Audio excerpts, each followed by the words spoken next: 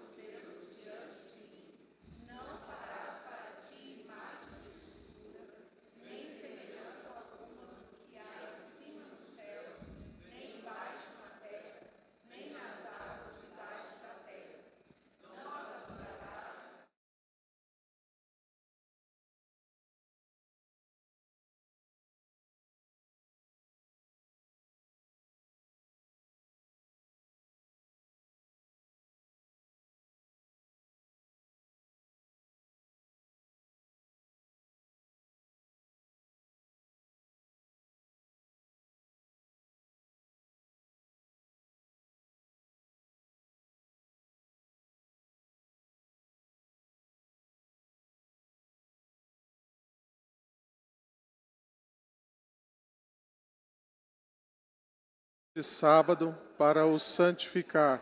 6 dias trabalharás e farás toda a tua obra, mas o 7º dia é o sábado do Senhor teu Deus. Não farás nenhum trabalho, nem tu, nem o teu filho, nem a tua filha, nem o teu servo, nem a tua serva, nem o teu animal, nem o forasteiro das tuas portas para dentro. Porque em 6 dias fez o Senhor os céus e a terra, o mar e tudo o que neles há, e ao 7º dia descansou. Por isso o Senhor abençoou o dia de sábado e o santificou. Honra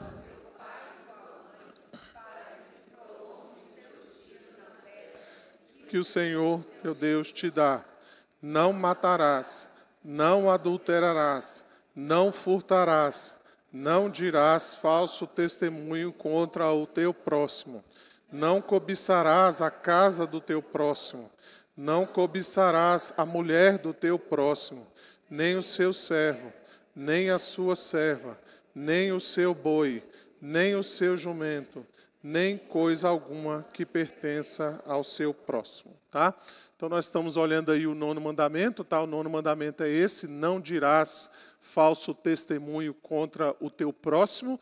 Na semana passada, então, nós falamos a respeito, então, de maneira introdutória, né, no aspecto geral também desse mandamento. Então, esse mandamento ele tem o sentido, então, de que nós devemos prezar pela verdade, nós devemos prezar pela honra do nosso próximo, nós não devemos caluniar o nosso próximo naquilo que nós não sabemos realmente que seja verdade, mesmo quando aquela questão ou aquele assunto seja uma verdade a respeito do nosso irmão, nós devemos fazer isso de maneira caridosa, no intuito não só de trazer a verdade sobre aquele assunto, né, mas também de nós tratarmos o nosso irmão de maneira amorosa, a fim de que nós possamos então cumprir este mandamento do nosso Senhor e Salvador Jesus, tá?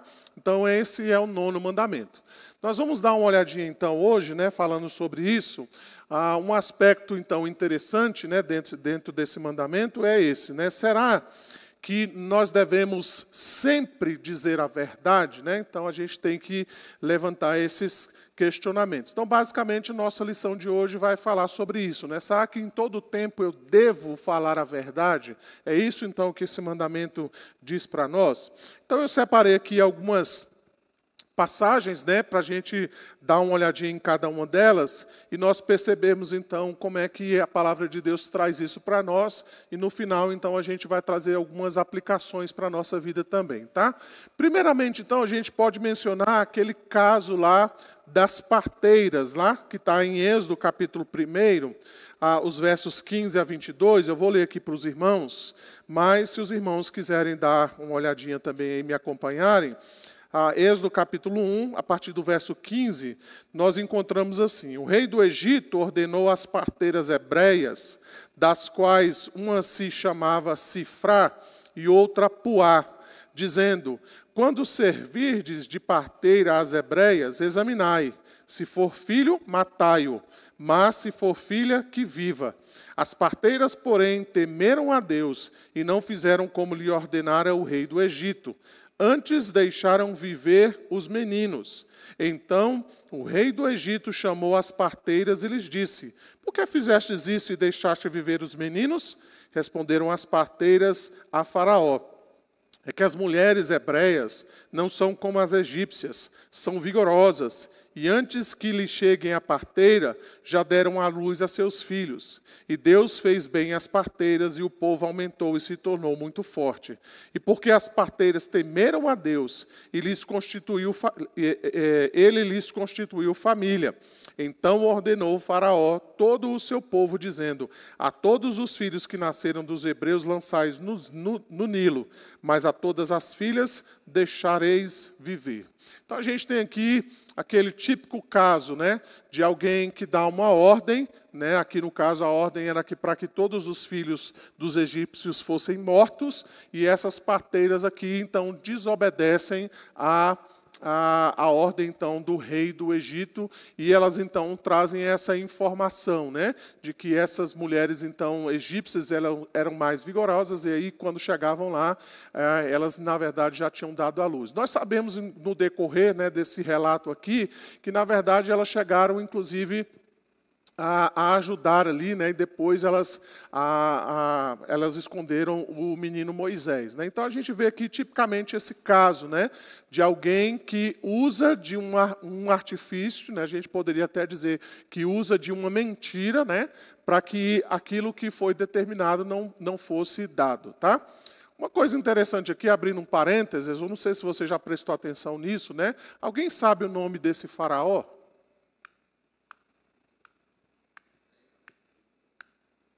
Não tem o nome dele. Você já parou para prestar atenção?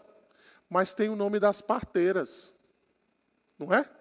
Então veja, Faraó era alguém extremamente importante, mas Moisés, ele propositalmente esconde o nome de Faraó. Ele não tem nenhuma importância no relato bíblico, né? Simplesmente é chamado de Faraó. Mas as parteiras, ele diz o nome de cada uma delas, né? Então é interessante isso, né? O Êxodo, então, mostra isso para nós, né? Então, às vezes, a gente fica tão preocupado, né, com os nomes dos reis e tudo mais, mas aqui a gente vê que Deus não se importa muito com isso, né? Deus, então, deixa de fora o nome desse faraó. Então, a gente vê esse caso, né? O caso, então, dessas parteiras, que elas, então, mentiram, né, a respeito do próprio nascimento dos filhos das hebreias, né? Então, é interessante sobre esse caso aí, então, das parteiras hebreias, que Agostinho vai falar algo interessante, né? Ele vai dizer assim, olha, o engano não é recompensado nelas, e sim a benevolência, a bondade da mente, não a iniquidade da mentira. Tá? Então é interessante nós guardarmos essa frase aí de Agostinho, que a gente vai entender melhor isso mais adiante. Tá? Ou seja, o que está sendo ressaltado aqui foi exatamente o fato de que elas desobedeceram o Faraó, né? Elas não foram coniventes, então, com esse mandato de Faraó. Ok? Além disso, então, né, nós podemos mencionar um outro autor, que é o Turrentini. Ele fala exatamente sobre isso também, né? Deus, pois, em sua benignidade, perdoando o ato pecaminoso, quis que o feito bom fosse galardoado, com o fim de mostrar quão agradável lhe pareceu a piedade e compaixão das parteiras hebreias, né? Embora não fossem livres de máculas. A gente vai falar um pouquinho isso mais no final, né? Mas o que Turrentini está dizendo aqui é isso. A mentira, ela não deixou de ser mentira, ela não foi alvo do galardão de Deus, mas a bondade das hebreias, né? O fato, então, de que ela quis preservar aquelas crianças que nasceram naquela ocasião, tá? Então, esse é o primeiro caso que nós vamos mencionar aqui, depois a gente vai ter tempo de discutir cada um deles, tá? O segundo caso, então, que a gente pode mencionar é então a história de Raabe, que eu quero pedir aqui a Ana Cláudia, por favor, Claudinha, para ler, por favor, lá Josué capítulo 2, se os irmãos quiserem acompanhar, os versos de 1 a 7. Josué capítulo 2, os versos de 1 a 7.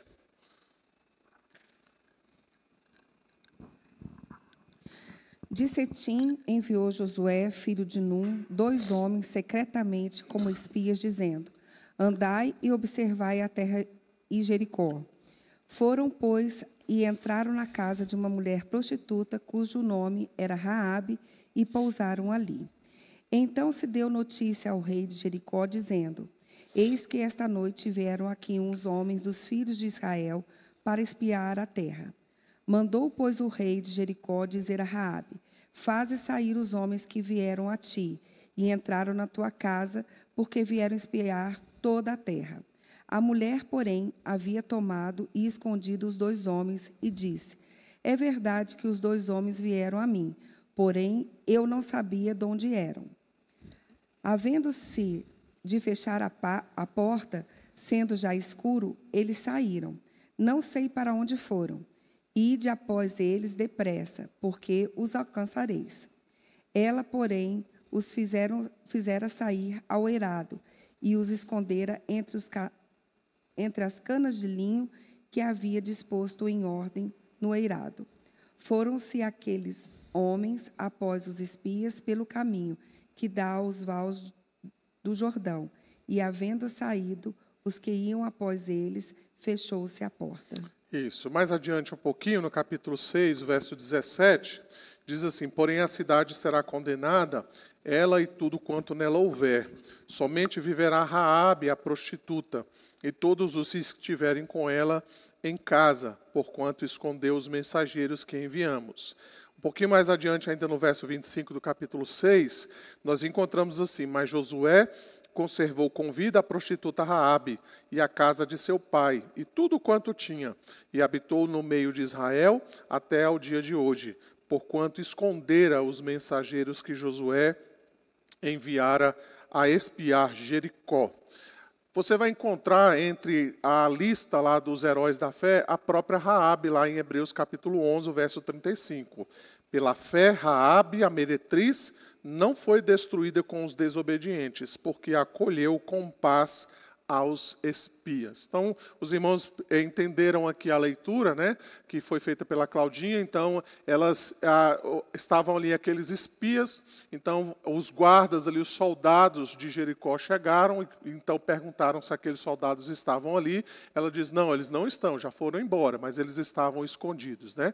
Então, ela mentiu a respeito daqueles soldados, mas ela foi ali incluída, né, entre as mulheres, entre os heróis da fé do capítulo 11 lá de Hebreus. Tá? A gente vai voltar nesse assunto um pouquinho mais adiante. Tá? Outra questão que nós podemos mencionar, que a palavra de Deus traz para nós, é a respeito, então, da autorização que Deus dá para que o povo, então, faça uma emboscada à cidade chamada Ai, né? Então, os irmãos lembram que a primeira cidade a ser conquistada foi Jericó. Logo em seguida, então, no capítulo 8 de Josué, a cidade seguinte, então, era a cidade de Ai, né? E nessa ocasião, então, tem inclusive uma questão interessante, né? Porque Ai era uma cidade bem menos fortificada do que Jericó, né? Uma cidade bem mais tranquila para ser conquistada. E deve chamar a atenção para nós, depois que você faz a leitura lá, você vai perceber 2 coisas ali, né? A primeira é que na conquista de Jericó, você vê então que tem todo ali um cuidado de Josué em orar, em buscar uma orientação de Deus a respeito da conquista de Jericó. Quando ele vai para Ai, não, ele já está mais assim, meio orgulhoso, né? E ele fala: não, vai, manda poucos homens, a cidade é pequena, a gente vai conquistar, é tranquilo lá, né? E aí então eles vão e eles são derrotados a primeira vez, né, na cidade de Ai. Um segundo caso, né, que a derrota veio exatamente por causa da desobediência de Acã. Né? Quando eles conquistaram Jericó, era para eles destruírem tudo, e Acã levou lá para a casa dele um pouquinho lá dos despojos, né? Escondeu ali na sua tenda, né? E depois ele e a sua família foram mortos por causa disso. Então, essa aqui é a segunda vez que eles vão agora conquistar a cidade chamada Ai. Então, lá no capítulo 8, os versos 3 a 9, se você quiser acompanhar, nós encontramos assim: Então Josué se levantou e toda a gente de guerra para subir contra Ai. Escolheu Josué 30.000 homens valentes e os enviou de noite. Deu-lhes ordem dizendo: Eis que vos porei de emboscada contra a cidade, por detrás dela. Não vos distancieis muito da cidade, e todos estareis alertas. Porém, eu e todo o povo que está comigo nos aproximaremos da cidade, e será que, quando saírem como dantes contra nós, fugiremos diante deles. Deixemo-los, pois, sair atrás de nós, até que tiremos da cidade, porque dirão: fogem diante de nós como dantes. Ele está mencionando aquilo que aconteceu primeiramente. Tá? Assim fugiremos diante deles. Então saireis vós da emboscada e tomareis a cidade, porque o Senhor vosso Deus vos-la entregará nas mãos. Havendo vós tomado a cidade, por-lo-eis fogo, segundo a palavra do Senhor fareis. Eis que vô-lo ordenei. Assim Josué os enviou, e eles se foram à emboscada e ficaram entre Betel e Ai, ao ocidente de Ai. Porém Josué passou aquela noite no meio do povo. Então, a estratégia foi essa, né? Eles então estavam ali mencionando, como que tentando conquistar a cidade. Quando, então, as pessoas vissem, né, eles novamente tentando conquistar Ai, eles, então, se levantariam contra o povo de Deus, eles sairiam correndo, né, fugindo.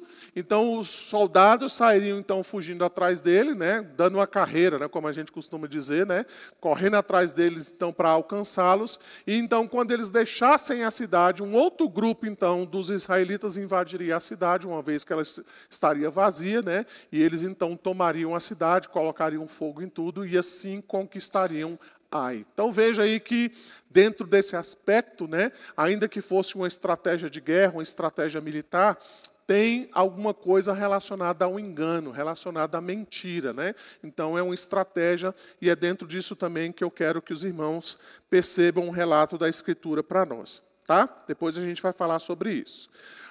Vamos lá, um outro texto que vale a pena nós mencionarmos diz respeito, então, à ida de Samuel a Belém. 1 Samuel, capítulo 16. Você pode abrir a sua Bíblia também para nós fazermos a leitura. 1 Samuel, capítulo 16. Nós vamos ler aí dos versos 1 a 5. 1 Samuel 16. Disse o Senhor a Samuel: Até quando terás pena de Saul, havendo eu rejeitado, para que não reine sobre Israel? Enche um chifre de azeite e vem. Enviar-te-ei a Jessé, o belemita, porque dentre os seus filhos me provi de um rei. Disse Samuel: Como irei eu, pois Saul saberá e me matará. Então disse o Senhor: Toma contigo um novilho e dize: Vim para sacrificar ao Senhor. Convidará Jessé para o sacrifício. Eu te mostrarei o que hás de fazer. E ungir-me-á a quem eu te designar. Fez, pois, Samuel o que dissera ao Senhor e veio a Belém. Saíram-lhe ao encontro os anciãos da cidade, tremendo, e perguntaram: É de paz a tua vinda? Respondeu ele: É de paz. Vim sacrificar ao Senhor. Santificai-vos e vinde comigo ao sacrifício. Santificou ele a Jessé e a seus filhos e os convidou para o sacrifício. Então, os irmãos entenderam aqui, através da leitura, né, que Samuel, então, embora o intuito, o objetivo final dele não fosse o próprio sacrifício, o meio, o método, né, vamos dizer assim, que Deus o instruiu, é de que ele dissesse que ia sacrificar ao Senhor, né? Percebam, então, aí que quando ele chega, então, a Belém, o povo fica assustado. Opa, o que o sacerdote está fazendo aqui? O que aconteceu? É de paz a tua vinda, né? Não, é de paz, eu vim sacrificar ao Senhor, né? Até as pessoas ficaram surpresas com a presença dele. Mas o objetivo final, qual era? Era ungir Davi. É isso que vai acontecer no decorrer, então, da leitura do texto. Mas aqui, então, Deus o instrui, né, dentro dessa perspectiva de que ele fosse lá sacrificar ao Senhor. Tá? Então, olhem, percebam que aparentemente parece algo enganoso. né? Parece que é algo que contradiz aí o 9º mandamento. Samuel, na verdade, não foi para isso, né? Ele não foi com o intuito de sacrificar a Deus, mas certamente ele foi no sentido, então, de ungir Davi, tá? Um outro texto, então, que vale a pena a gente mencionar é o que está lá em 1 Reis, capítulo 22, os versos 13 a 22. Quando Deus, então, envia um espírito mentiroso contra Acabe.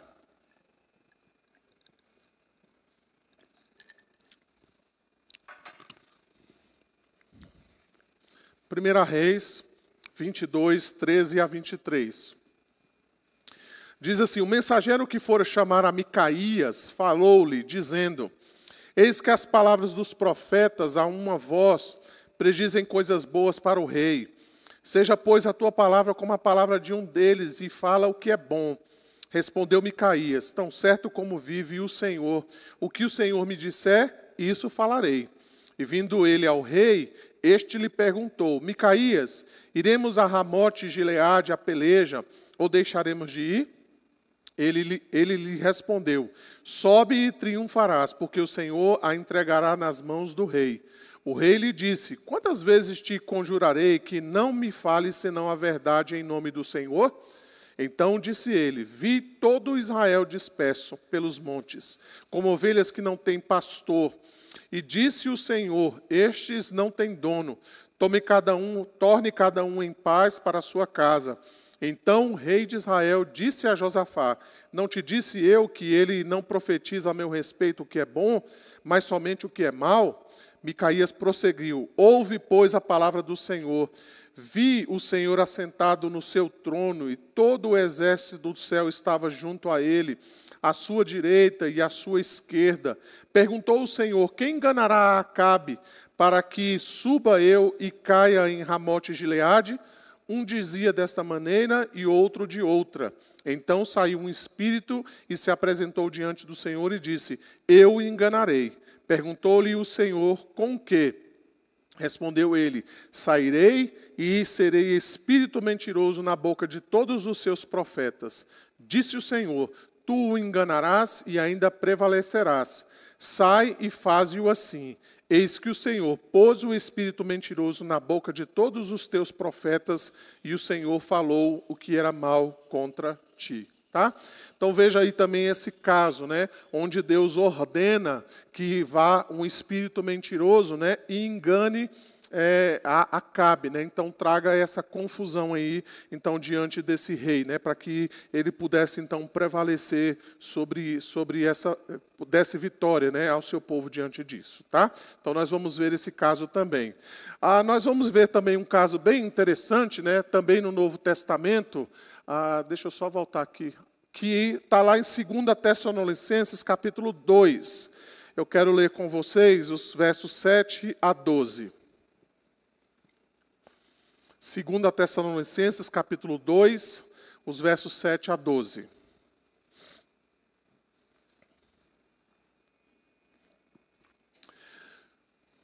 Então diz assim: com efeito, o mistério da iniquidade já opera e aguarda somente que seja afastado aquele que agora o detém. Então será de fato revelado o iníquo, a quem o Senhor Jesus matará com o sopro de sua boca e o destruirá pela manifestação de sua vinda. Ora, o aparecimento do iníquo é segundo a eficácia de Satanás, com todo o poder e sinais e prodígios da mentira, e com todo o engano de injustiça ao que perecem, porque não acolheram o amor da verdade para serem salvos. E por esse motivo, pois que Deus lhes manda a operação do erro, para darem crédito à mentira, a fim de serem julgados todos os que não deram crédito à verdade. Antes, pelo contrário, deleitaram-se com a injustiça. Então veja que texto interessante, intrigante aqui para nós, né? Então o que o apóstolo Paulo está dizendo aqui em resumo, né? Paulo está dizendo o seguinte: olha, as pessoas, por causa da eficácia então de Satanás, que engana com o seu poder, com sinais, com prodígios da mentira, essas pessoas então passam a dar crédito a essas coisas.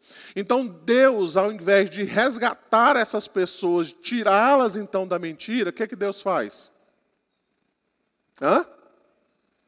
O que Deus faz, gente? Pode falar, o pastor não vai ficar com raiva, não. O que Deus faz com essas pessoas? Hã? Não entendi, dona Vera. Não entendi, não estou ouvindo. Hã? O que Deus faz com essas pessoas? Está aí no verso 11. Hã? Deus manda mais mentira, mais engano, para que elas deem mais crédito à verdade, à mentira.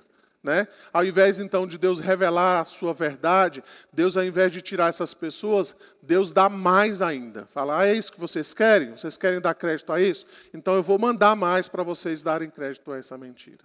Então isso é muito, como é que dizer, muito impactante para nós. Né? Isso tem a ver com aquilo que nós encontramos, por exemplo, lá em Romanos capítulo 1, quando as pessoas trocam a glória de Deus pela glória da criatura. E aí você vai ver lá no relato, né, 3 vezes o apóstolo Paulo falando sobre isso, que Deus então entrega essas pessoas aos seus pecados. Né? Então, ao invés de Deus livrar essas pessoas, por exemplo, da pornografia, né, para que elas então sejam salvas, o que é que Deus faz?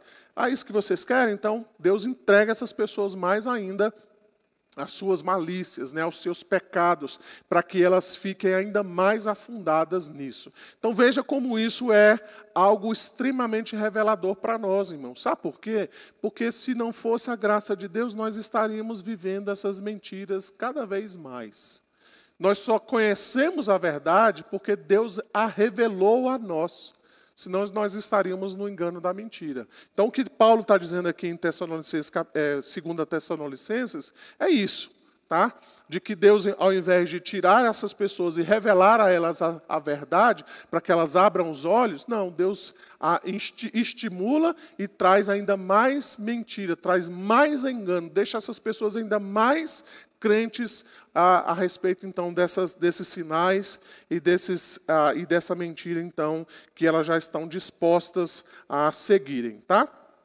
Então, vamos pensar em algumas questões aqui importantes a respeito do 9º mandamento no nosso contexto atual. Então, eu separei aqui, irmãos, de maneira bem livre, aqui, algumas questões assim para nós pensarmos, né? Primeiramente, aí, então, um filme bem interessante, né, que é esse filme aí, A Lista de Schindler. Se você não assistiu, vale a pena você assistir.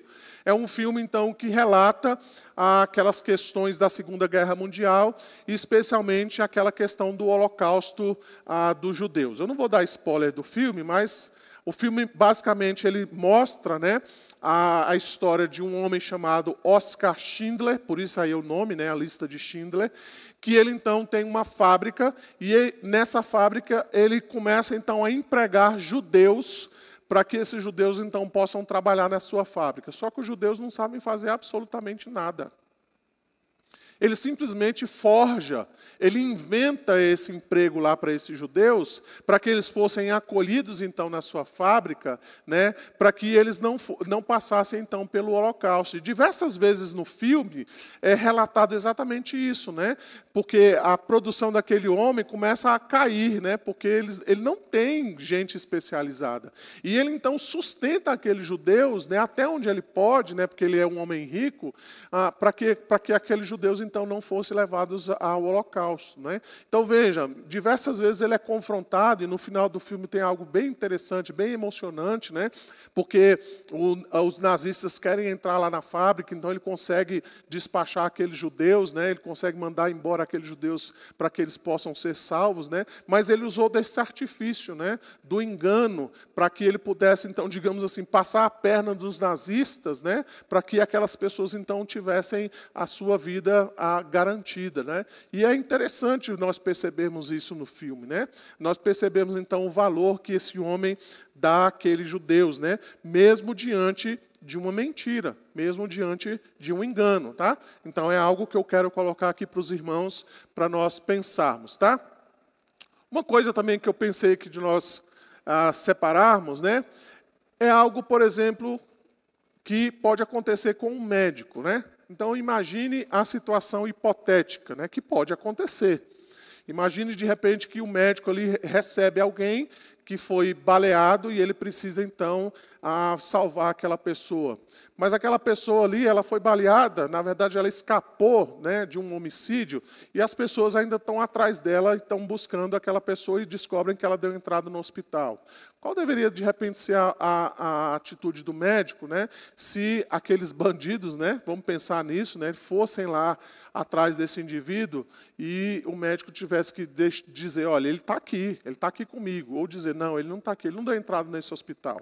Né, sabendo o médico de que aquelas pessoas que estão atrás desse indivíduo estão ali para matá-lo, né, para terminar aquilo que eles não conseguiram fazer na primeira vez. Qual deveria ser a atitude desse médico? Era simplesmente dizer, não, ele está aqui, ó, a pessoa que você está procurando está aqui, termina o serviço, né?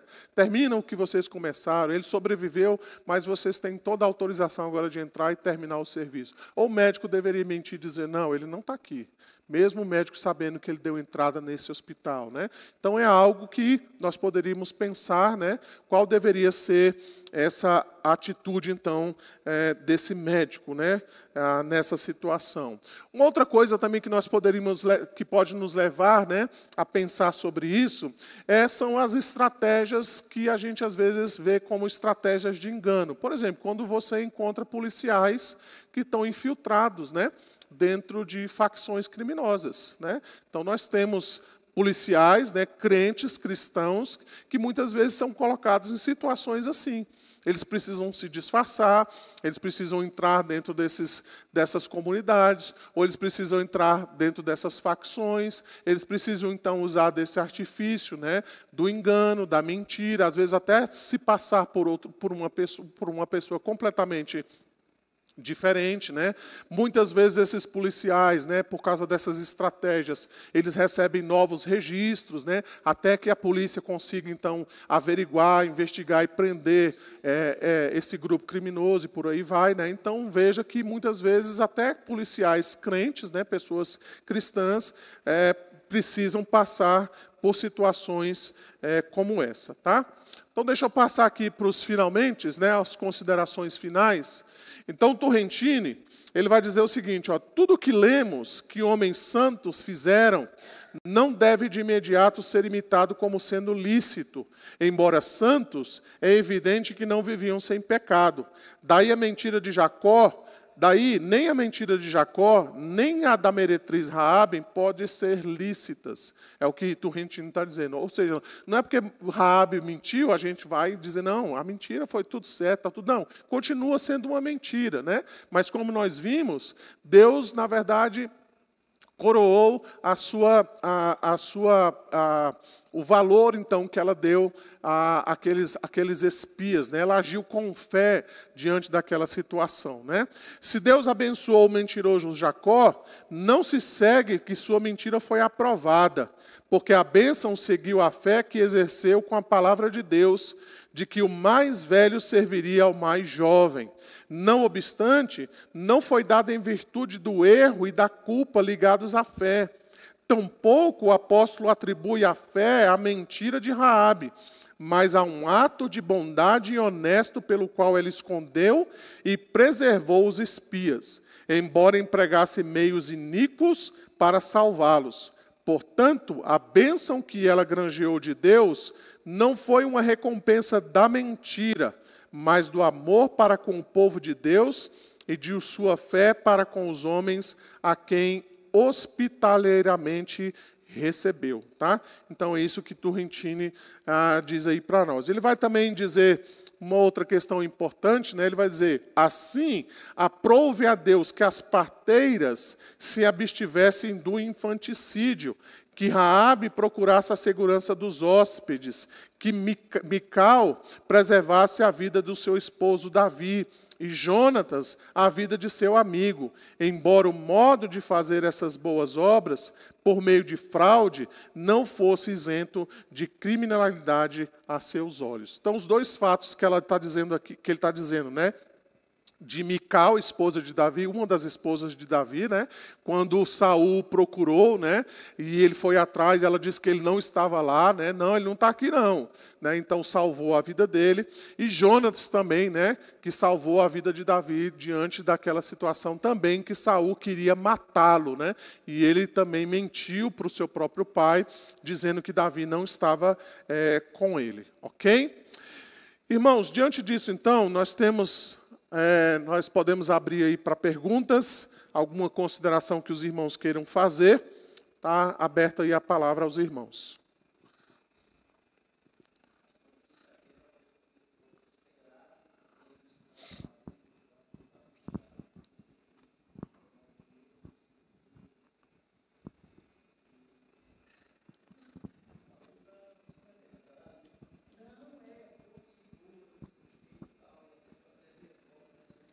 Sei que ele tem um bom dinheiro no banco, mas, enfim, é um tipo de coisa que está afetando a saúde das pessoas, essa mentirada. Um pastor famoso aí teve a semana passada no Congresso, alguém me ligou para eu ver, né, o vídeo, né, dele, e ele não deu para ver muita coisa, porque eu não aguentei. Ele disse, hoje eu não trouxe a Bíblia, eu trouxe a Constituição. E soltou um monte de inverdades sobre a Constituição. Uhum. Eu não sei nada, não sou constitucionalista, mas é possível você constar e ver que a pessoa está mentindo sobre aquilo ali. E foi aplaudido diante das vossas excelências lá, que tem assessores, até aí não sei se estava lá.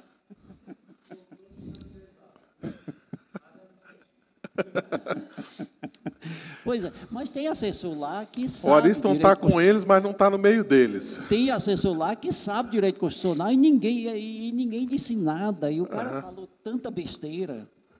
Isso. E passam para frente, mensagem e tal. Porque agora no Brasil está cheio de constitucionalista, que todo mundo agora entende de Constituição, né?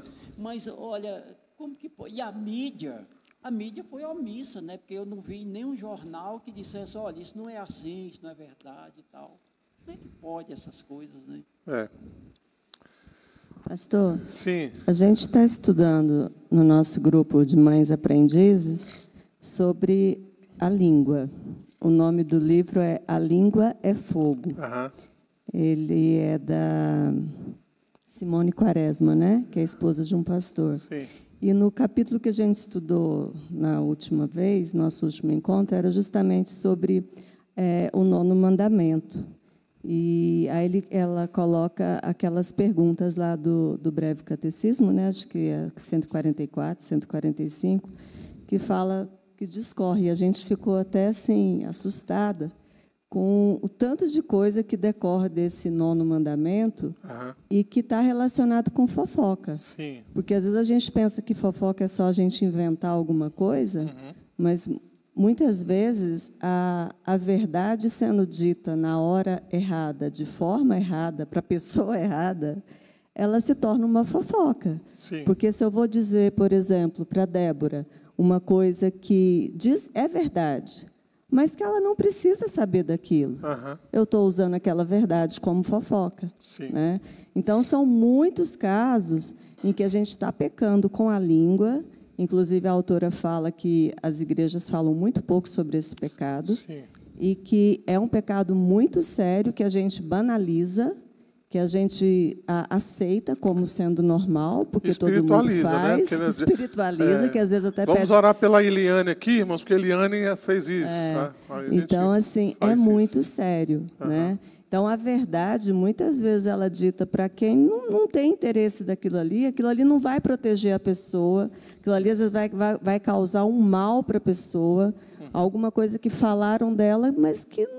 Para que ela precisa saber daquilo? Ou outras situações, são inúmeras. Isso acontece muito entre a família, né? Sim. Então, assim, que não precisa ser dito. Então, a verdade nem sempre ela precisa ser dita. Não só como uma omissão, não só como nesses casos que a gente viu, mas simplesmente ela não precisa ser passada adiante. Tem uma frase lá da resposta do Catecismo Maior, né?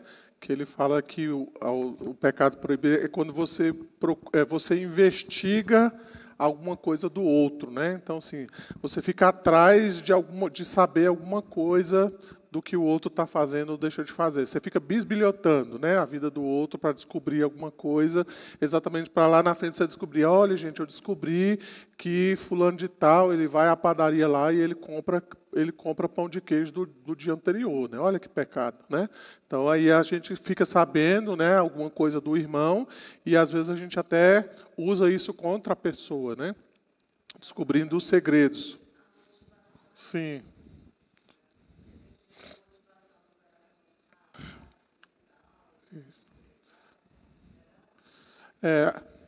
Aqui a gente poderia, inclusive, dizer, Eliane, que a gente está diante de dois males, né? Então, qual é o mal menor? Né? O mal menor é mentir para que os espias fossem salvos, ou que Davi fosse salvo, ou falar a verdade e Davi fosse morto. Né? Qual é o mal menor? Então, a gente, às vezes, está diante dessa situação, né? Em que a gente tem que escolher entre duas coisas e a gente, às vezes, escolher aquilo que é o mal menor, vamos dizer assim. Isso não justifica a mentira continua sendo mentira, né? Não deve ser imitada sobre esse pretexto de dizer, não, Raabe mentiu, eu também posso mentir, né? Mical mentiu, eu também posso mentir. Então a mentira está liberada, né? Está agora santificada. Não, ela continua sendo um pecado. Mas nesses casos, né, que a gente percebe, vamos dizer assim, no mundo real, na situação concreta, o que a gente vê foi isso que aconteceu. E Deus em nenhum momento exaltou a mentira dela, né? Mas exaltou a proteção que ela deu aos espias, né? Inclusive dizendo que isso foi uma atitude de fé. Porque imagina se ela fosse descoberta, né? Imagina ali se o FBI de Jericó descobrisse que ela escondeu aqueles espias. Então, é uma atitude de fé também nesse sentido, né? E no sentido até de que ela acreditou nos próprios israelitas. Lembra que Jericó era inimigo de Israel, era para ser conquistada. Então, imagina, olha, vocês precisam me dar uma promessa. Vocês precisam cumprir agora uma coisa comigo, um acordo comigo. Olha, vocês vão invadir, eu sei que vocês vão invadir a cidade, vocês vão destruir tudo, mas eu quero que vocês me preservem. Como é que você faz uma aliança dessa com o inimigo? Você tem que fazer isso pela fé. É acreditando realmente que Deus tem algo com esse povo e que esse povo vai cumprir essa promessa, né? Que esse povo vai cumprir a palavra que eles prometeram ali, então, diante dela, né? E ela foi salva também disso. E ela se tornou, inclusive, depois, né? Ela entrou ali na linhagem do próprio Senhor Jesus Cristo, né? Então, é algo que foi feito pela fé mesmo, né? Embora o meio, né, a circunstância, fez com que ela tomasse essa atitude, então, de esconder os espias por meio desse engano. Tá? Quem é ali, Tiago? Ruth Moraes. Tudo bem, pastor? O senhor mencionou todos esses casos e deixou claro de que era uma mentira de qualquer forma, independentemente Sim. do objetivo que aquelas pessoas tinham no coração. Mas dentro do plano de Deus, que é soberano, a gente pode dizer que Deus usou desse meio da mentira para que, nessas situações, né? Porque tudo que acontece, o Senhor ele está por trás, né, das situações. Sim. Não é só uma questão nossa, a gente não tem essa vontade própria, né? A gente pode dizer que Deus usou dessas situações para um bem maior. E outra coisa, como a gente sabe que Deus ele manda em todas as coisas, ele é dono de tudo, ele faz todas as coisas, nessas situações, ele não poderia ter usado de outras formas para que, enfim, protegesse os espias ou para que outras situações não tivessem acontecido? Tipo, a exemplo de usar a própria verdade. Não estou falando que é fácil 100% das vezes dizer a verdade. A gente sabe muito bem que muitas vezes é difícil. Mas, nesses casos, Deus não poderia ter usado de outras formas para que, enfim, não sei, ficasse uma história mais bonita, menos polêmica? Então, eu acho que a sua resposta eu poderia dividir em duas coisas. Primeiro, que tem uma parte da teologia sistemática, né, especialmente da questão da providência, que eu acho que é uma das partes mais difíceis, pelo menos para mim, da teologia sistemática, que é uma parte chamada concorrência, né, ou concursos. O que é isso? O concursos, ele diz que Deus está por detrás de todas as coisas que acontecem no mundo, todas, como causa primária. Não é que ele é o autor do mal, tá, gente? Não é que Deus vai lá e mata, pega o revólver e mata o indivíduo. Mas Deus está por detrás de tudo que acontece no mundo como causa primária. É Ele que dá a vida a todos nós, né? Então, nesse sentido, tudo está ao alcance de Deus, tudo está no plano de Deus. A pandemia não foi um acidente no curso da história. Nem a Segunda Guerra Mundial, nem a Primeira, nem a Guerra da Ucrânia, nem tudo que acontece de maneira global e nem de maneira particular nas nossas vidas. Tudo concorre, por isso que vai a palavra aí, né? Tudo concorre, tudo Deus então vai dando curso, né, como causa primária para que as coisas aconteçam, né? Se a gente gosta disso ou não, é outra história, né? Então, aqui eu não estou como advogado de Deus, porque Deus não precisa da minha advocacia, né? Então, assim, eu não tenho intenção de defender Deus nisso daí. Então, a gente tem uma escolha. Ou a gente crê numa providência sem riscos. O que é a providência sem riscos? É quando a gente acredita na providência de Deus só naquelas coisas boas. Então, assim, eu estudei para um concurso e passei. Eu tive uma gravidez e não tive problema nenhuma. Eu não tenho nenhuma doença. Tudo que acontece na minha vida é do bom e do melhor. Maravilha, glória a Deus por isso. Então, essa é a providência sem risco, né? Tudo aquilo que é ruim, tudo aquilo que é mal, então eu tento, de alguma maneira, tirar Deus de fora. Não, mas a culpa é do homem, a culpa é do pecado, a culpa é do egoísmo, a culpa é do coração do homem, como se Deus estivesse fora daquela circunstância, né? Aconteceu a pandemia. Não, a culpa foi lá do chinês, lá, do coreano, sei lá quem foi isso, foi aquilo, foi o governo, foi a falta do governo, foi a vacina, não foi a vacina. E a gente tenta tirar Deus da circunstância para dizer assim, Deus não está nisso daí, isso está acontecendo aí, mas Deus, Ele está lá tranquilão, cuidando só das coisas boas da nossa vida. Essa é a providência sem riscos.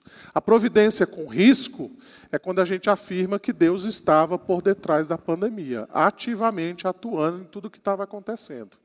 Deus não foi pego de surpresa, né? Deus não é o culpado, vamos dizer assim, direto, né, do que aconteceu, mas eu não posso afirmar que Deus não sabia do que estava acontecendo, né? Deus sabe exatamente o que acontece na nossa vida em particular. A doença, os males que acontecem na nossa vida, tudo isso acontece pela providência e pelo decorrer que Deus faz segundo a sua vontade, segundo o seu querer. Essa é a providência com risco. Ou seja, é aquilo que de fato mexe com a nossa fé e mexe com o nosso coração, né? Dentro disso, Ruth, o que a providência fala é que todos os aspectos da nossa vida, eles concorrem para o plano de Deus, até mesmo os nossos pecados. Eles concorrem para o nosso próprio bem. Então, vamos citar, por exemplo, né?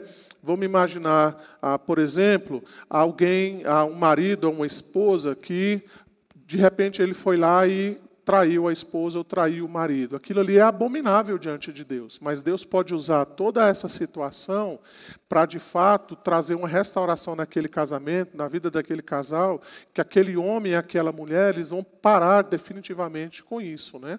Ou seja, aquele casamento pode ter uma transformação completa a partir de algo extremamente ruim, péssimo, né? Você pode olhar, por exemplo, a vida do próprio José.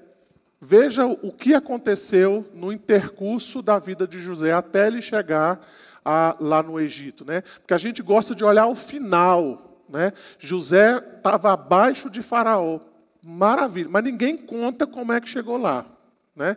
Ninguém fala como é que a circunstância se deu.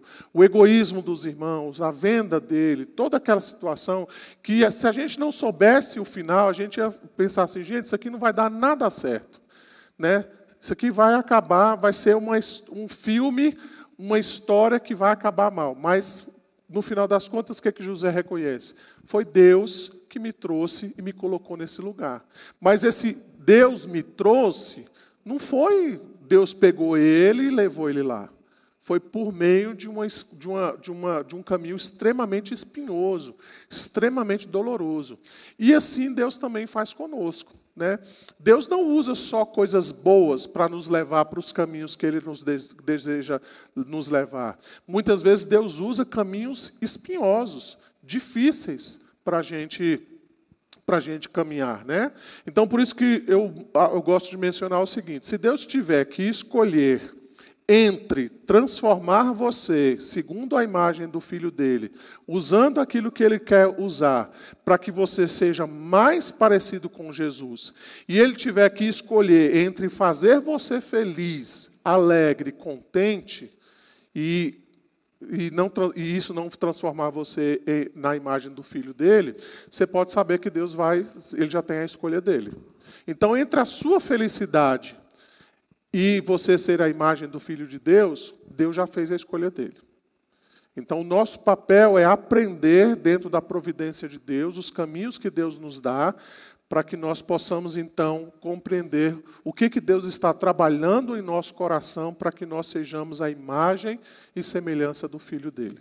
E aí Deus pode usar qualquer coisa, segundo o propósito dele. Ele pode dar uma doença, ele pode te dar um desemprego, ele pode te dar situações difíceis, ele pode criar circunstâncias complicadas. Às vezes Deus pode dar àquele pai, àquela mãe, um filho debilitado, né? E aí cabe a nós compreendermos a vontade de Deus, a circunstância que Deus nos coloca, os propósitos de Deus, para que nós possamos ser transformados à imagem e semelhança dele. Tá?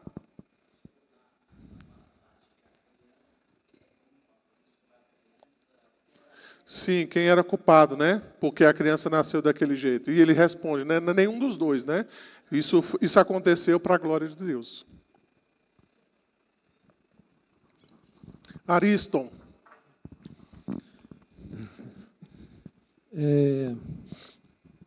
Uma pergunta que o senhor acho que já respondeu. Graças a Deus. Me parece que, diante de uma situação em que você pode dizer uma mentira para preservar um bem maior, acho que o senhor colocou, você vai escolher o bem maior, que é muito difícil na nossa vida. Agora, eu creio, pastor, o seguinte, o que a Bíblia está mostrando aí é o que nós somos mesmo, né? O senhor deve falar ainda nas outras, eu acho, da mentira de Abraão e acho que é de Isaac. Não vou entrar. Mas... Não vai entrar, não? Não. Então mas poderia citá-las também, né? Abraão e Isaac também mentiram, né?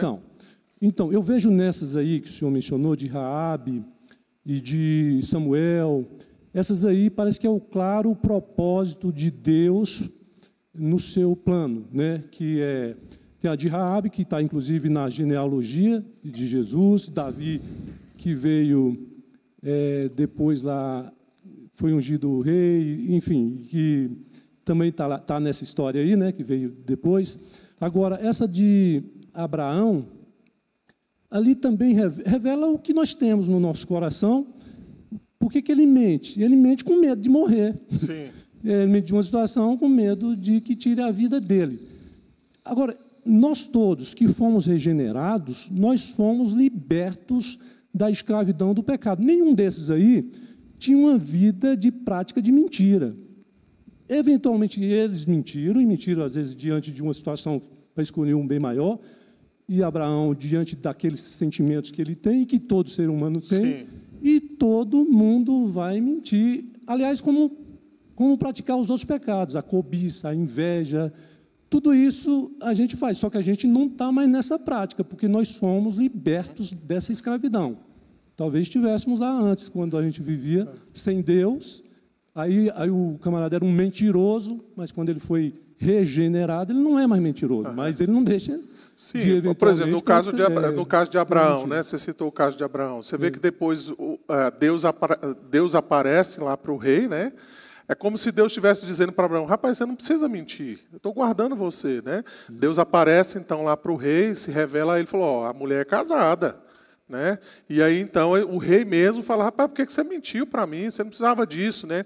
Então vai ter situações dessa, né? Às vezes você vai se colocar numa situação em que você vai ter que escolher um mal menor, né? No caso a gente viu aqui, por exemplo, Raabe e outros que nós vimos aqui, mas vai ter situações que Deus vai dizer, rapaz, você não precisa usar desse artifício, pode ir que eu aguento a bronca aqui.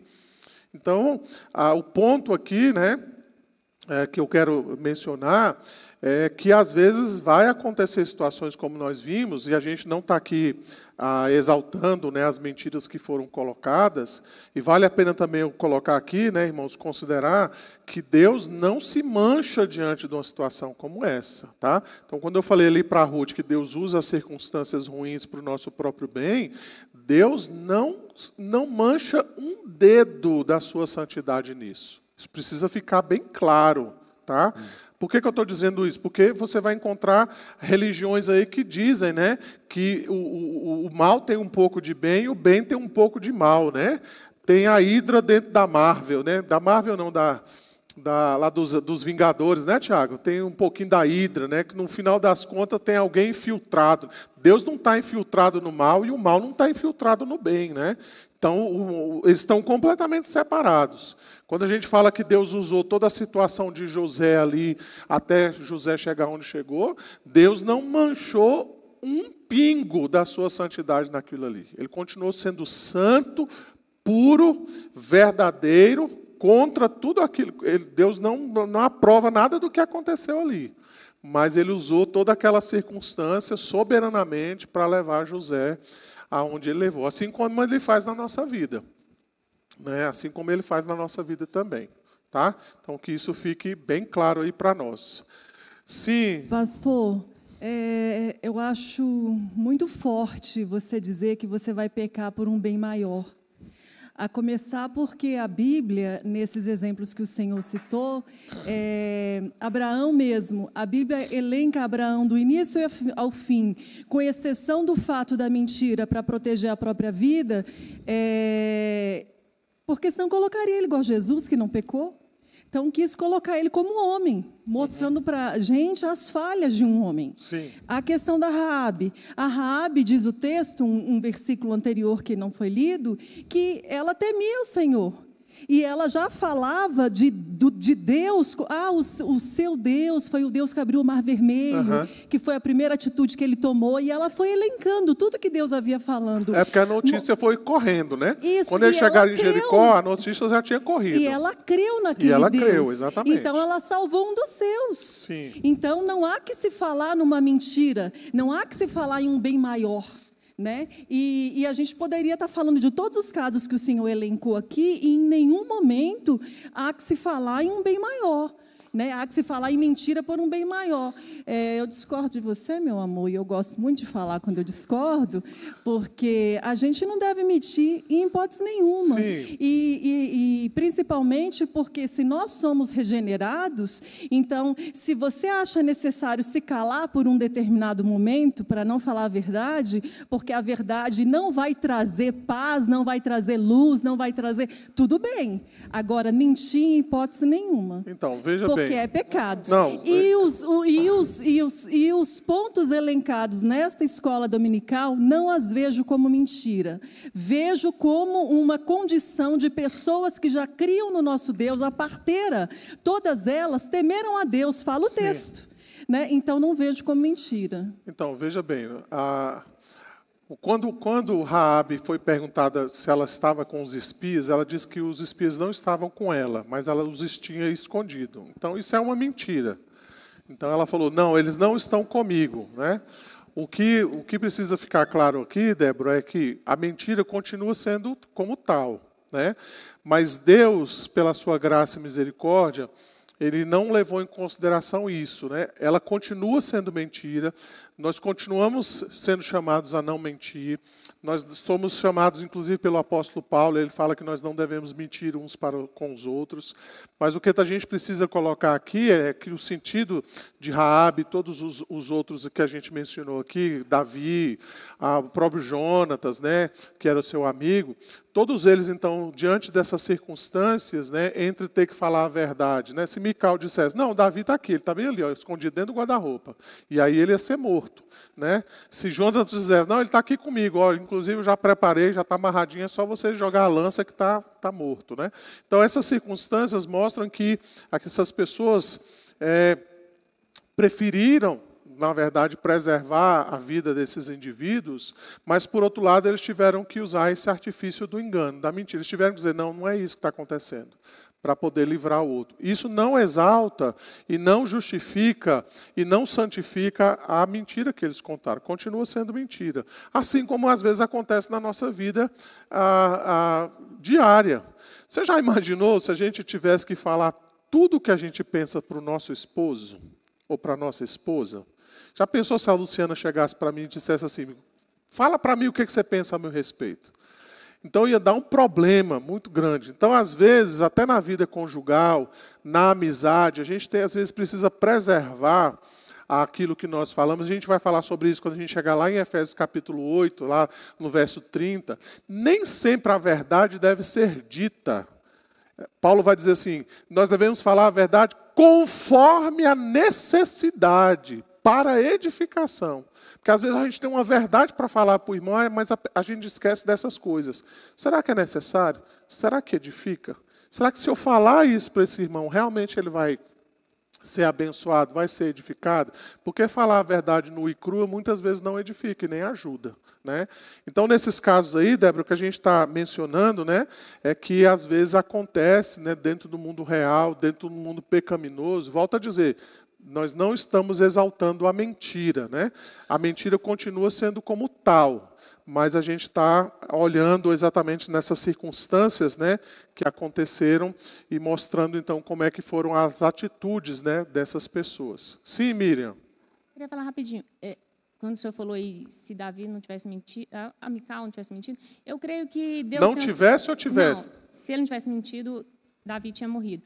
Eu creio que Deus tem os propósitos dele e teria outro meio. Isso eu creio, que os propósitos de Deus são infalíveis. Sim. Só que nós não podemos esquecer que ele não quis usar os anjos, ele quis usar pecadores. Né? Então, não vai ser, às vezes, sem pecado. Com mentira ou sem mentira, como a Débora acha que não é. Né? Assim, eu creio que os propósitos deles são infalíveis, né? E, às vezes, acontecem essas situações aí, ele tolera, eu penso assim, que ele tolerou essas falhas aí humanas porque ele usou os pecadores para o propósito dele. Não tem como, assim, eu acho, ser perfeito se somos nós que estamos incluídos nesse propósito que o Senhor fez. Né? É o que eu creio, né? Juliana, ali para a gente encerrar. Só mais um. Ah, tá. É a Nancy. Nancy não. Nessi. Só para completar, eu estou tentando lembrar a história, mas eu não lembro direito. Mas dos homenzinhos na fornalha, Sim. Às vezes eles poderiam ter mentido para não ir para lá, né? Mas naquele momento eles foram ousados para dizer a verdade e foram, e Deus os deu o livramento para eles ali. Uhum. Então, às vezes nós somos falhos, a gente vai ser igual Pedro, vai negar Jesus e vamos ser tratados e vamos melhorando, né? Melhorando. Mas às vezes a gente pode assumir o risco de ser verdadeiro, dizer uma verdade, e Deus vai honrar e vai dar, ainda que a consequência, né, daquela verdade possa ser, às vezes, a nossa vida, alguma outra coisa, Deus dá o livramento em ambos os casos. Eu penso assim, né? Às vezes você vai dizer uma mentira e Deus vai trabalhar aquela circunstância, às vezes você vai se posicionar e vai ser sincero dentro da convicção da fé, e Deus vai também prover ali o livramento de... Pronto, você me fez lembrar de um caso aqui, eu vou dizer para os irmãos. Aí os irmãos julguem conforme desejarem. É uma questão minha. Lembram que a dona Guimarães estava hospitalizada? Quando ela chegou no domingo, uns 3 domingos atrás, né? Então, nós ficamos sabendo dessa informação aqui no domingo pela manhã, lembram? Que a Sônia falou aqui. Aí acho que a SAF, alguém tinha... Não sei se a Luciana ia ficar aqui para o ensaio. Eu falei, vou aproveitar e vou lá na dona Guimarães. Então, eu saí aqui, rapidamente, fui lá visitá-la. E aí, quando nós chegamos lá, né? E aí eu conversei com ela. E ela falou o seguinte, pastor, eu queria que o senhor orasse por mim, mas orasse também pela Ivone. Porque a Ivone está muito ruimzinha, eu não consegui vê-la por causa dessa situação toda. E aí nós oramos pela Ivone. A filha da dona Guimarães estava lá no momento que a gente estava orando. Na hora que acabou a oração, a Késia, né? A Késia me chamou ali do lado e falou, pastor, a Ivone morreu hoje de manhã. O que eu faço? Eu falei, você não fala nada. Espera passar a cirurgia, né? Na hora que passar a cirurgia, você, então, conta. Então, a gente guardou aquilo ali. Eu poderia simplesmente dizer, não, dona Guimar, não vou orar pela Ivone, não, porque Ivone já morreu. Né? Ela não está aqui mais conosco, então a gente não vai orar pelos mortos. Né? Então, não tem como a gente fazer isso. Então, veja, algo que aconteceu na minha própria vida. Né? Então, nós precisamos ali, naquele primeiro momento, guardar aquela informação, porque nós precisávamos que a dona Guimária chegasse na cirurgia bem. Né? Ela precisava disso, né? Desse momento, então, para que ela focasse na sua cirurgia. Logo após, quando ela saiu da cirurgia, ela foi informada, então, do falecimento da dona Ivone. Então, é nesse sentido, então, que nós estamos colocando aqui, né? Muitas vezes nós vamos ser colocados em circunstâncias, em situações, em que nós vamos ter que fazer esse tipo de escolha, né? E pedir a graça de Deus e a misericórdia de Deus para que a gente tenha sabedoria, né? E tenha conhecimento de se realmente a gente deve abrir, né, a essas questões, ou se a gente, às vezes, deve preservar a vida do próximo, ou pensar nesse bem maior, momentâneo, para que a gente, então, não simplesmente diga, eu vou falar o que está acontecendo, porque, às vezes, isso pode trazer um mal muito, muito pior. Né? Às vezes, nós lidamos com isso, irmãos, até mesmo em situações dentro do âmbito da própria igreja. Né? Às vezes, por exemplo, o conselho fica sabendo de algo, o conselho não pode simplesmente sair dizendo a verdade. O conselho precisa, às vezes, preservar aquele primeiro momento, né? E, às vezes as pessoas não entendem isso. O conselho precisa, às vezes, preservar aquele primeiro momento até a gente descobrir os fatos, saber realmente o que está acontecendo, para que depois, então, o conselho traga a verdade, né? Traga à luz aquilo que de fato está acontecendo. Então, não é que o conselho está querendo passar a mão na cabeça de alguém ou ocultar pecado de algum irmão. Não, às vezes o conselho precisa exatamente desse momento para preservar e para ter conhecimento do que de fato está acontecendo. Então, são circunstâncias que não dá para a gente simplesmente sair dizendo a verdade à torta e à direita, né? Porque isso pode trazer um prejuízo ainda muito maior. Tá? O Olson e depois aqui a Nessi, né? Por favor.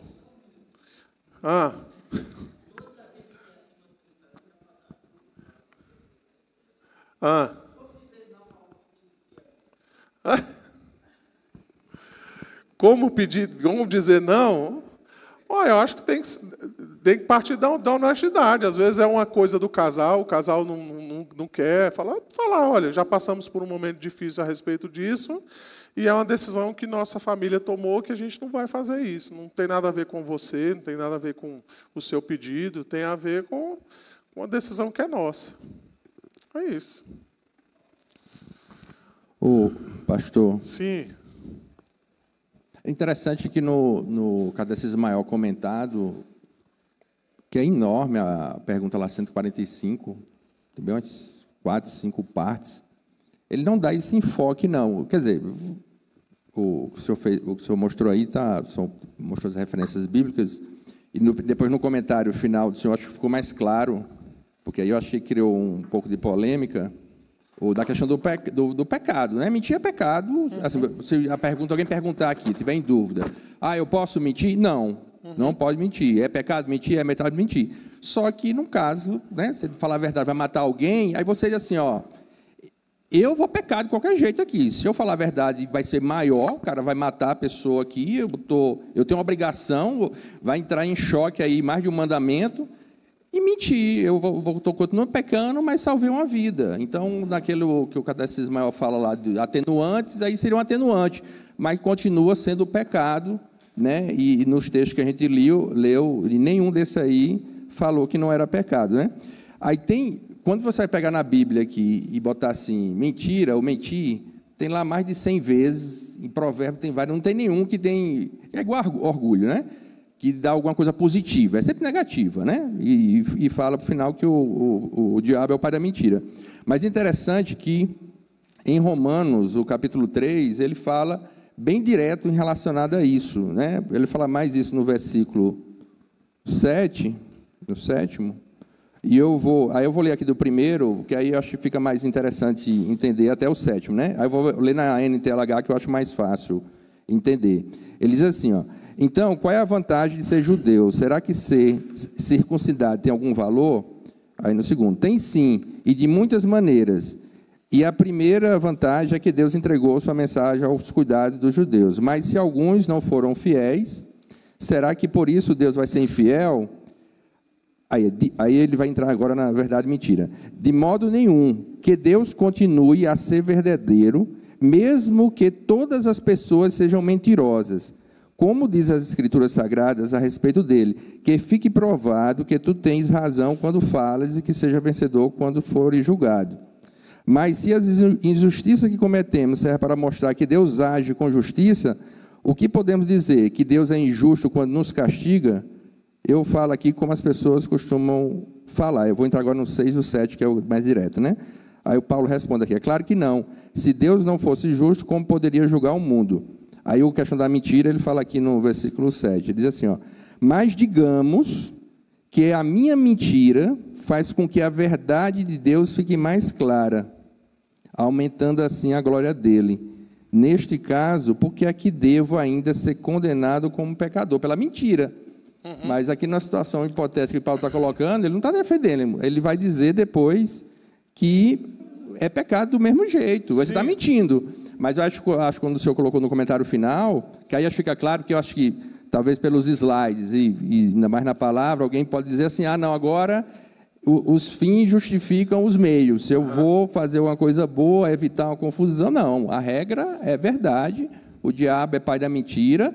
Agora, há situações, como teve várias aí, né, que vai entrar em choque os mandamentos, no caso, esse específico que a gente falou de morte, né, você tem a obrigação de proteger a vida de qualquer pessoa, né, com seus meios, né, obviamente, mas não deixa de ser pecado, continua sendo pecado. Para não passar aquela mensagem que todo mundo vai dizer assim, não, beleza, eu vou ficar olhando agora, alguém me pergunta alguma coisa e eu vou mentir aqui, eu já estou fazendo uma projeção. Não, a regra é não mentir, e mesmo que minta para fazer uma coisa boa, continua sendo pecado e vai pagar pelo pecado que cometeu. Não, a mentira continua sendo mentira. Isso aí. Aqui, rapidinho, nesse...